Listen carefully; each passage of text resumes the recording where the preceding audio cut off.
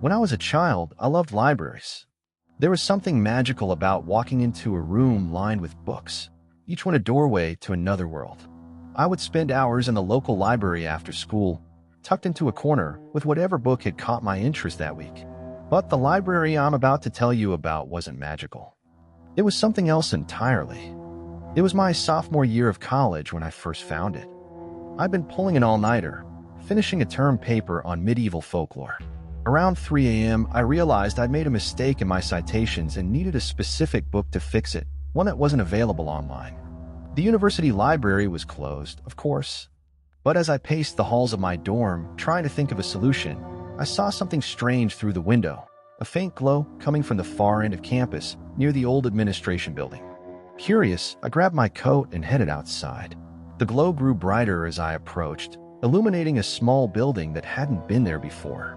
It was a squat, rectangular structure made of weathered stone, with narrow, arched windows and a single wooden door. Above the door was a rusted sign that read, Asterisk, the Library of Silence. Asterisk. I should have turned around then and there. But I was desperate for that book, and the warm glow spilling from the windows felt inviting. The inside of the library was quiet, unnaturally so. No footsteps, no rustle of paper, not even the hum of electricity.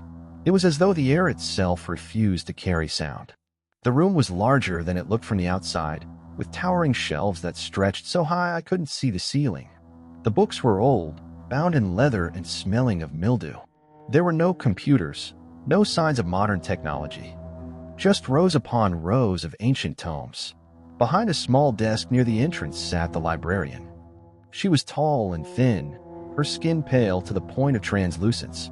Her eyes were sunken, and her lips were sewn shut with thin black thread. Despite this, she nodded politely as I entered, gesturing for me to take a seat. I cleared my throat. I'm looking for a book. Folklore and the Supernatural by Edward Harker. The librarian tilted her head, then stood. She moved with an eerie grace, gliding silently down the aisles. Minutes later, she returned, holding the exact book I needed. Thanks, I said, my voice sounding too loud in the oppressive silence. She didn't react, just nodded again and returned to her desk. I sat at a nearby table and flipped open the book. It was exactly what I needed. The text, the citations, it all matched perfectly. Relieved, I copied the information and prepared to leave. But as I stood, something caught my eye. There was a faint impression on the table, like someone had written something with heavy pressure. I leaned closer and traced the words with my finger. Asterisk, don't take the books. Asterisk. I glanced at the librarian. She was staring at me now, her hollow eyes unblinking. My pulse quickened. Maybe it was the late hour or my frayed nerves, but I decided I didn't want to stay there any longer. I slid the book into my bag, rationalizing that I'd bring it back the next day. As I stepped toward the door, I heard a faint noise behind me, soft, like the creak of leather. The librarian was standing now, her hands gripping the edge of the desk.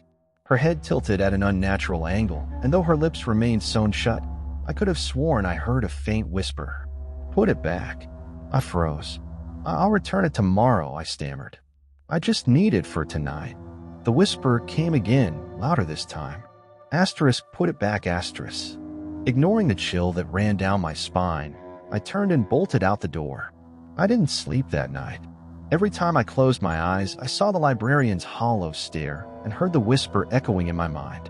By morning, I convinced myself it was just my imagination. I finished my paper and resolved to return the book as soon as the sun came up. But when I returned to the spot where the library had been, it was gone. I searched the entire campus, even asked the maintenance staff if they'd seen anything unusual. No one had any idea what I was talking about. For the next few days, strange things began to happen. Shadows moved in the corners of my vision. Books in my dorm shifted positions when I wasn't looking. And at night, I heard whispers, soft at first, but growing louder with each passing day. By the end of the week, I couldn't take it anymore. I decided to destroy the book. I threw it into the fireplace in the common room, watching as the flames consumed the old leather binding. But as the last page turned to ash, the whispers stopped. And then the silence came. It wasn't just quiet.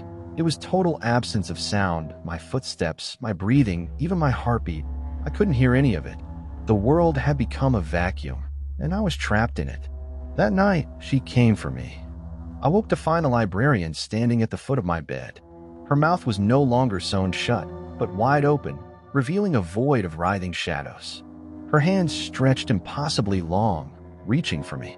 Before I could scream, she spoke, her voice a thunderous echo in the silence. "You cannot destroy what belongs to me." Her fingers closed around my throat, and everything went black. When I woke, I was back in a library of silence. But this time, I wasn't a visitor. I was part of it. Now I sit behind a desk, silent and hollow, just like the librarian before me. My mouth is sewn shut, my voice stolen by the library. I watch as new visitors wander in, always drawn by their own desperation. I want to warn them, to scream at them to leave, but I can't. The only thing I can do is watch as they repeat my mistake, taking a book and sealing their fate. If you ever see a strange library glowing in the night, stay away. No book is worth the price. And if you do go inside, whatever you do, don't take the books. In the library of silence, the books are not ordinary. Each one carries a piece of a soul, a fragment of someone who once existed. These souls aren't just stored, they're trapped, their essence bound to the pages for eternity. Some of the books are mundane, containing simple stories or forgotten knowledge. Others are far more sinister. They hold secrets no one was meant to know, dark truths that twist the minds of those who read them. Whispers in the silence suggest that the books are created from the visitors themselves, their lives, their memories, their fears, woven into the ink and bound to the leather. After I became the librarian, I learned that every visitor who takes a book is marked. The book they steal becomes a tether, dragging them back to the library, where they're consumed and turned into a new tome. This is the library's cycle, feeding, growing, and preserving the silence. The worst part? I've seen the titles of some of these books. They bear the names of their authors, the victims who came before me. I'm not the only one cursed to serve this place. There are others, scattered throughout the infinite aisles. They've been here for years, decades, maybe even centuries. Some retain fragments of their humanity, wandering the shelves aimlessly, clutching at the tatters of their former selves. Others have become part of the library itself, faceless shadows that drift silently, merging with the darkness. Sometimes I catch glimpses of them in the periphery of my vision. They never approach, but their presence is suffocating, a constant reminder of what I'm becoming. I wonder if they were once like me, desperate to escape, clinging to the hope of breaking the library's curse. Now they are nothing but echoes. One figure stands apart from the others, the guardian. I don't know what it is, but it rules the library. It moves between the shelves like a phantom, its shape constantly shifting, its presence cold and oppressive. Unlike the other figures, the guardian isn't silent. When it speaks, its voice is a symphony of screams and whispers, overlapping and indecipherable. I've heard it only once when I first tried to escape. "You belong here now," it said. The silence claims all. The guardian is the one who enforces the rules, who ensures that the library remains hidden from the world until it is ready to feed again. It watches everything, waiting for the next visitor to make a mistake. I've spent countless days, or has it been years, trapped in this place, cataloging the endless shelves, guiding new visitors to their doom. But recently, I discovered something. Deep in the oldest section of the library, where the air is thick with decay and the shelves lean like broken teeth, I found a book unlike any other. It had no title, no markings, just a plain black cover. When I opened it, there were no words on the pages, only a mirror-like surface that reflected my face. And then I heard my own voice. "You can still escape," it whispered. "But you must find the first book." The first book. I've heard whispers about it from the other shadows, fragments of stories about a tome that predates the library itself. They say it contains the key to breaking the cycle, to destroying the library and freeing its captives. But no one knows where it is, or if it even exists. The guardian must know. It guards the oldest sections of the library jealously, its presence growing stronger the closer I get. But I have nothing left to lose. If I can find the first book, maybe I can undo what's been done to me and to the others. I've come to understand that the Library of Silence isn't stationary. It moves, appearing wherever desperation calls to it. A lost traveler, a sleepless student, a grieving parent, anyone seeking answers or solace is a potential victim. Each time the library relocates, It leaves behind traces, a lingering silence, a missing person, an unexplained glow in the night. But it always returns to its foundation, the place where it was first built. The whispers in the books suggest this place is ancient, older than memory. Some say it was created by a group of scholars who sought forbidden knowledge, their greed for secrets leading to their doom. Others claim it's a sentient entity, a predator that lures in the curious and devours them. Whatever the truth, the library is growing. Its shelves stretch further than they did when I first arrived, and the number of visitors is increasing. I fear that one day, it will no longer need to wait for people to come to it. It will go to them. If you're reading this, it means the Library of Silence is already close. You might think you're safe, that this is just a story. But if you ever see a strange building glowing in the night, or hear whispers in the silence, remember my words. Do not go inside. And if you do, don't speak to the librarian. Don't open the books. And for the love of all that's left, don't take anything with you. The silence is always listening. The whispers among the books speak of an ancient pact, a deal struck in blood and silence. Centuries ago, a group of scholars known as the Seekers of the Void gathered in a forgotten corner of the world. They sought the ultimate truth, a knowledge that transcended life and death, time and space. They believed that within the silence of the universe lay the answers to everything. Using forbidden rituals, they created the Library of Silence as a repository for all knowledge. But they underestimated the cost. The silence they summoned was not a void of peace, but a living entity, a thing that fed on sound, on stories, on lives. It turned on its creators, consuming their voices and binding their souls to the books they had so carefully crafted. The first book was the key, the seed of the library. It held the ritual that created the silence, but it also contained the means to destroy it. The silence knew this and hid the book deep within its endless halls, ensuring that no one could use it against it. Over the centuries, the library grew, feeding on the desperate and the curious, each victim adding another shelf to its ever-expanding collection.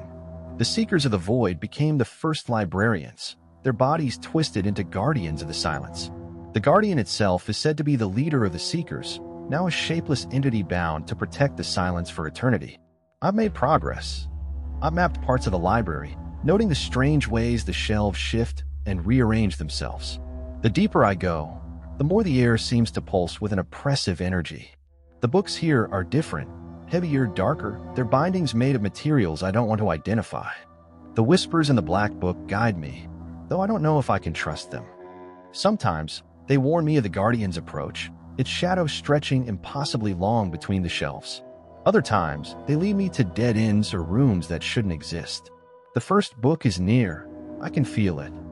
But the closer I get, the more the library resists. The aisles stretch endlessly, looping back on themselves. The silence grows heavier, pressing against my ears like a physical force. And the Guardian, it's watching. Always watching. After what felt like weeks or maybe years, I found something new, a door hidden behind a collapsing shelf. It was old, carved with symbols that seemed to writhe when I looked at them too long. The whispers in the black book urged me forward, though every instinct screamed at me to turn back. The door opened into a vast chamber unlike anything I'd seen before. The walls were lined with shelves, but instead of books, they held objects, artifacts from across time and space. A cracked pocket watch, an ancient dagger, a child's toy. Each object radiated a strange energy, as though it held a fragment of a life stolen by the library. In the center of the room was a pedestal, and on it rested the first book. It was unassuming, small, bound in simple black leather.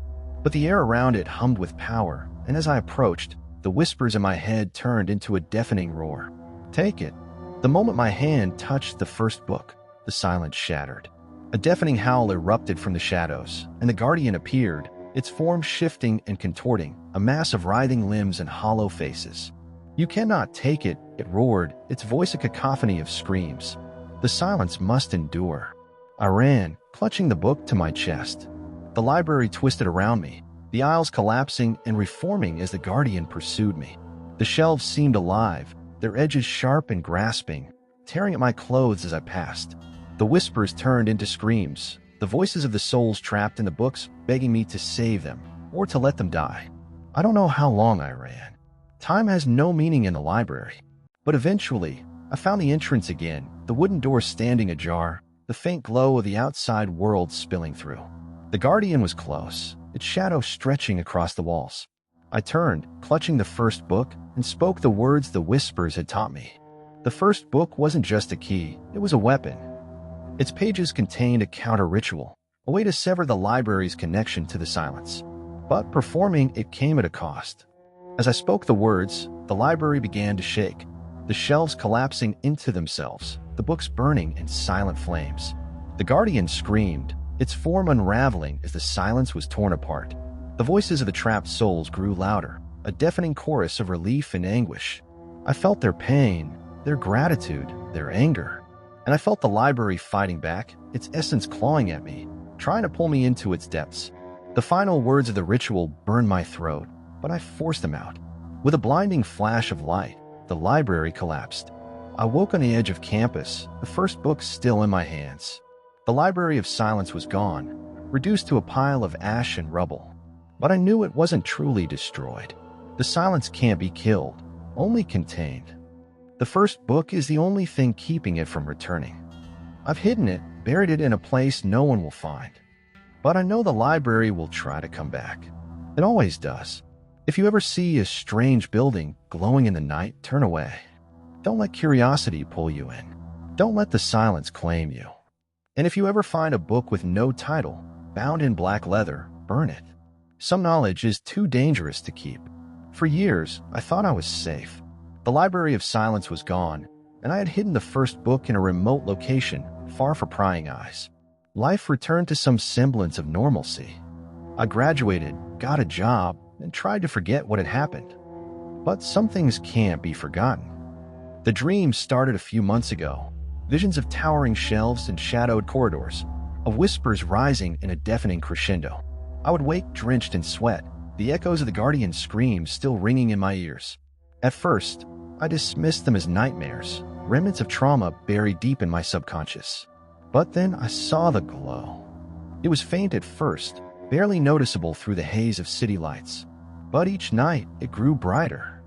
And with it came the whispers, soft, almost imperceptible, but unmistakable. The Library of Silence was returning. I knew I couldn't ignore it. The first book was the key, the anchor that kept the silence contained. If the library was coming back, it meant someone had found it. I retraced my steps to the place where I had buried the book, a desolate stretch of forest miles from civilization.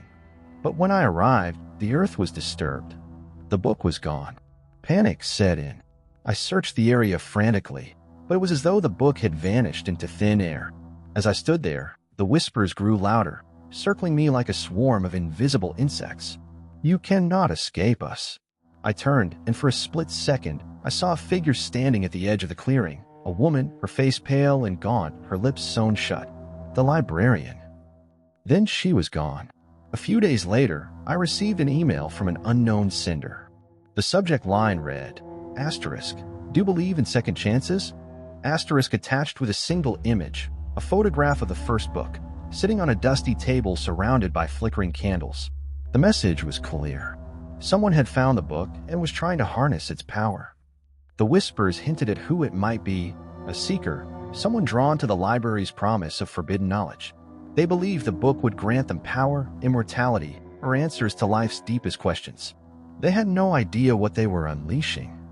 Desperate to stop the library from returning, I began tracking the seeker. It wasn't easy. They moved constantly, always staying just out of reach. But with every step I took, the glow grew brighter, the whispers louder. The library was drawing them in, guiding them to complete the ritual that would bring it back. I finally caught up with them in an abandoned church on the outskirts of town.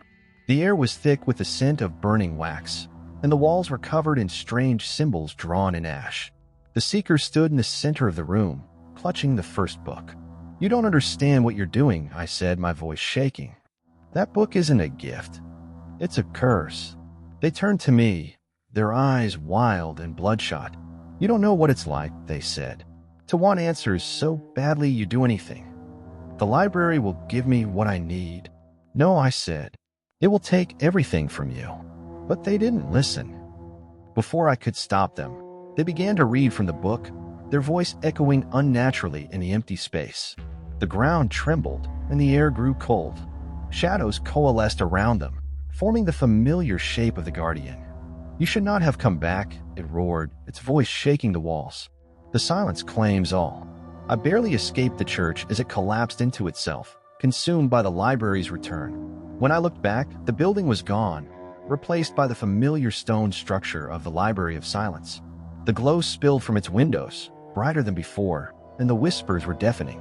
The seeker was gone, their soul likely consumed, their essence bound to a new book on the library's shelves. The guardian had returned as well, stronger than ever, its form even more grotesque and shifting. And now the library wasn't hiding anymore. It had returned with purpose. The Library of Silence is no longer a place of shadows and secrets. It's growing bolder, appearing in crowded cities, on quiet country roads, in the hearts of bustling universities. It doesn't wait for people to come to it. It reaches out, calling to them, drawing them in with promises of knowledge and power. The first book is back on its pedestal, the key to the silence's power. And the whispers tell me that it's not just one library anymore. There are others now, fragments of the original, spreading like a virus. I've tried to warn people, but no one believes me. They think it's just a story, a campfire tale to scare the gullible. But every day, more people disappear, drawn to the library's glow. I don't know if I can stop it, but I have to try. The first book is the key, and I know where it is. If I can reach it, maybe I can destroy it for good this time. But the Guardian will be waiting, and the library's power is stronger than ever. If you're reading this, it means I haven't returned. It means the library has won. But there's still hope. The first book is the key. If you find it, destroy it. Burn it, bury it, cast it into the deepest ocean. Do whatever it takes to keep it out of the library's grasp. And remember, the silence is always listening.